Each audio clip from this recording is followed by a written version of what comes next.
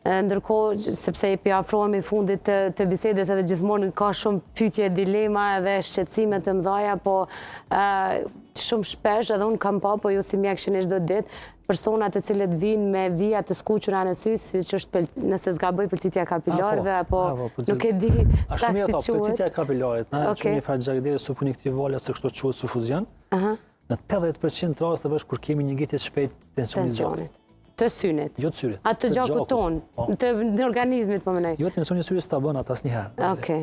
Që të thonë 80% rrallë kur kemi një pacient atë kam tensionin e gjakut mirë. Po.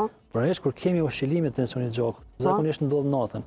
Kur për një moment tensioni i gjakut ka shku çast lart që nëpër organizëm ai kërkon dikun ku me shtyp, ku me pëlqit një kapilar.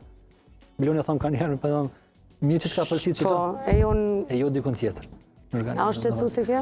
Për të synin nuk është shqetësuese, po është shqetësuese sa i pacienti do të më shkojë te internisti, te kardiologu, domethënë të kontrolloj tensionin e vet gjakut.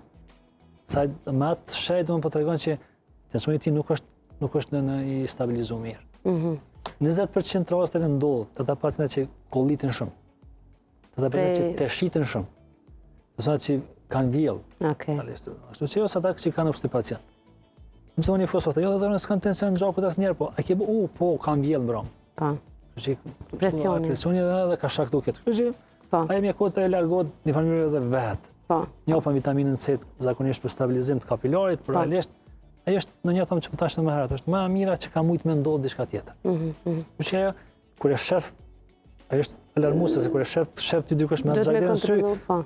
Është goxha shqetësuese me pa. Realisht, po nëse s'ka deportuar brendësi syrit, kjo vetëm jashtë nuk është. Syri vetëm trajtohet kështu sipërfaqësisht, nuk është. Sipërfaqësisht, vitaminë C dhe kalon, magjisë dhe kalon.